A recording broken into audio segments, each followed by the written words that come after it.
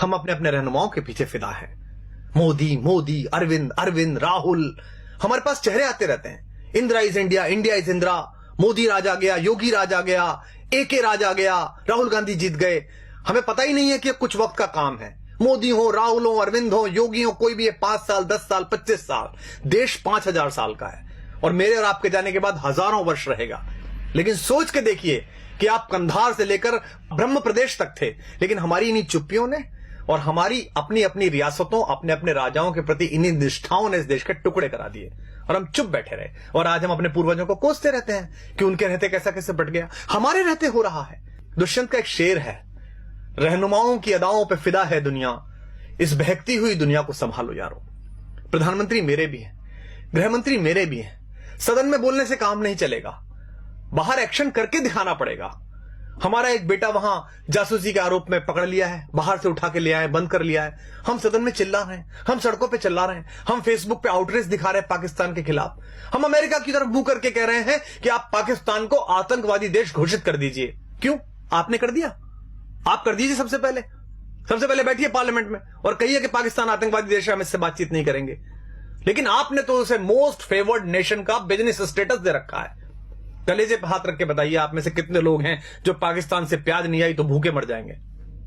आप में से कितने लोग हैं कि अगर पाकिस्तान से कपास नहीं आया तो वो ठंड में मर जाएंगे? और मरते हैं तो मर जाएं हम महाराणा प्रताप की कहानियां पढ़कर बड़े हुए हैं, जहां लोगों ने घास की रोटी खाकर अपने स्वाभिमान, अपनी स्वतंत्रता, अपनी निजता की रक्षा की है। क्या हो जाएगा इन प्रतिबंधों से?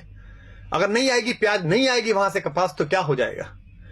भारत के अभूतपूर्व राष्ट्रपति एपीजे अब्दुल कलाम साहब ने तय किया कि भारत की अस्मिता का प्रतीक एक बार परमाणु विस्फोट करके देखा जाए। पोखरण में परमाणु विस्फोट हुआ, पूरी दुनिया ने हम पर प्रतिबंध लगाए, इसी अमेरिका ने हम पर प्रतिबंध लगाए। राष्ट्रवाद के प्रबल समर्थक और राष्ट्र नायक पंडित अटल बिहारी वाजपेयी देश के प्रधानमंत्री थे। उन्होंने सदन के अंदर कहा, हम भूखे रह लेंगे लेकिन हम अपने आत्मसम्मान से समझौता नहीं करेंगे। क्या हो गया हमारा? लगा लिए इस अमेरिका ने प्रतिबंध। उसके बाद हाथ जोड़कर इसी भारत के बाजार के दरवाजे पर आना पड़ा ना अपना माल बेचने के लिए। 125 करोड़ हैं हम, पूरी दुनिया का फैसला कर सकते हैं। इनके बाजार बंद हो सकते हैं हमारे कारण, इनकी दुकानें बंद हो सकती हैं हमारे कारण। इसलिए तय करिए, इन प्रतिबंधों से डरना नहीं है, इनकी गीदड़ भभकियों से नहीं डरना है। ये 2-2 साल, 400-400 साल पहले आजादी लिए हुए देश, ढूंढे गए देश, अपने थोड़े से भौतिक बल के बल पर इस देश की आध्यात्मिक चेतना और इस देश की शक्ति को आंख दिखाते हैं। हम उस विवेकानंद के वंशज हैं जिन्होंने उस पराधीनता के समय पर भी शिकागो में जाकर दुनिया के धर्मों को यह बताया था कि हम लेडीज एंड जेंटलमैन वाले नहीं, भाइयों और बहनों वाले देश हैं। अयम निजः परो वेति गणना लघुचेत साम उदार चरिता नाम तु वसुधैव कुटुंबकम। इसलिए हम वसुधा को कुटुंब समझते हैं। लेकिन यह भी ध्यान रखिएगा, युद्ध की संभावना में जी रहे सब देश सुन लें, युद्ध भी है, बुद्ध भी है, जिसे चाहे उसे चुन लें।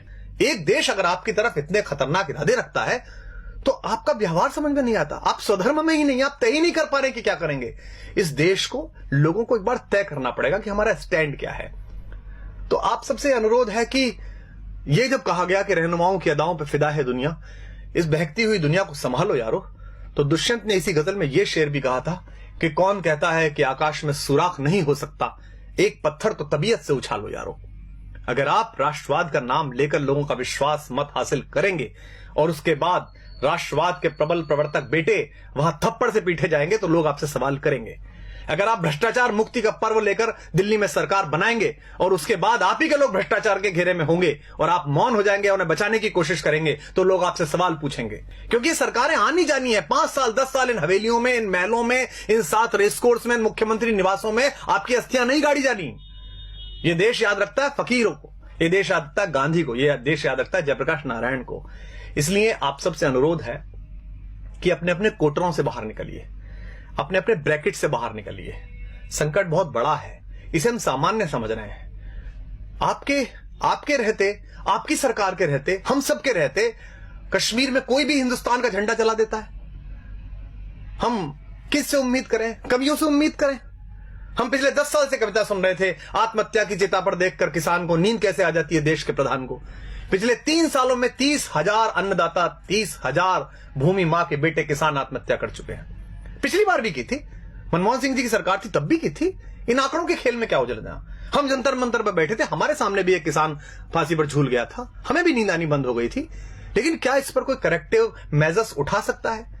देश के बड़े बड़े सेठों के 50-50 हजार करोड़, 60-60 हजार करोड़ रुपए के कर्जे माफ कर दिए जाते हैं। कोई भी आदमी हिंदुस्तान का 20,000 करोड़ रुपए लेकर लंदन भाग जाता है पार्लियामेंट का मेंबर होते हुए, और हम चुप बैठे रहते हैं। और किसान अपने मृतक किसानों के नरमुंड लेकर जंतर मंतर पर बैठे रहते हैं, और हम कहते हैं कि इस पर नहीं बोलेंगे चूंकि हमारे दल की अभी सरकार है। सरकारें किसी दल की नहीं होती, सरकारें देश की होती हैं। प्रधानमंत्री, मुख्यमंत्री, रक्षा मंत्री, गृह मंत्री ये किसी सरकार के हिस्से हैं, लेकिन ये देश के लोग हैं, ये किसी पार्टी का हिस्सा नहीं है। इसलिए दिल्ली के राज सिंहासन पर कोई भी बैठे, 5 वर्ष बैठे, 10 वर्ष बैठे, ईश्वर करे 20 वर्ष बैठे, जब तक ईश्वर उसे पास बुलाए तब तक वो वहां बैठे। लेकिन आम नागरिक होने के नाते इस पर सवाल उठाना शुरू करिए, अपनी अपनी राजनीतिक कैंचुलियों से बाहर निकलिए।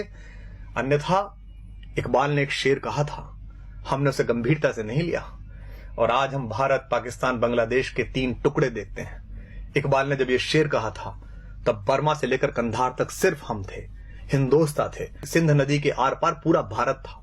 इकबाल ने कहा था, वतन की फिक्र कर नादां, मुसीबत आने वाली है, तेरी बर्बादियों के मशवरे हैं आसमानों में, न संभलोगे तो मिट जाओगे हिंदोस्तां वालों, तुम्हारी दास्तां तक भी न होगी दास्तानों में। पिछली सरकार पाकिस्तान से बात करती थी तो हम सब लोग और विपक्ष के लोग कहते थे कि देखिए कैसी सरकार है, पाकिस्तान हमले कर रहा है, हम उससे बातचीत कर रहे हैं। बातचीत होनी चाहिए, लोकतंत्र में महत्व यही है कि आप बातचीत करते रहें। लेकिन अब कोई भी अचानक पाकिस्तान चला जाता है, लाशें आती रहती हैं, पठानकोट पे हमला होता है। जिस आईएसआई को हम 40 साल कहते रहे कि हमारे देश में अस्थिरता फैला रही है, आतंक फैला रही है, उस आईएसआई की टीम बुलाकर और हमारे सैनिकों की अगवानी में सिंहों की पेशी करवा दी कुत्तों के दरबारों में। वो पठानकोट में ढूंढने के लिए गए कि हत्याएं ठीक से हो गई कि नहीं हो गई, और उसके बाद उन्होंने जाकर कह दिया रावलपिंडी में कि वो आप ही ने खुद ने कर लिया होगा। हमारा स्टैंड क्या है, हम कहना क्या चाहते हैं दुनिया से? ये देश के सारे कारपोरेट मिलकर एक कॉर्पस फंड नहीं बना सकते जिसमें एक फेंसिंग हो जाए, जिसमें हम उनसे संबंध नहीं रखें? क्या अगले 10 साल 20 साल हम ये भूल सकते हैं कि हमारे आसपास कोई पाकिस्तान नाम का राष्ट्र भी है? हम कभी क्रिकेट खेलते हैं, कभी नहीं खेलते हैं, कभी गुलाम अली को सुनते हैं, कभी नहीं सुनते हैं। उधर से गजल आ जाती है तो हमारी राष्ट्रीयता प्रभावित हो जाती है।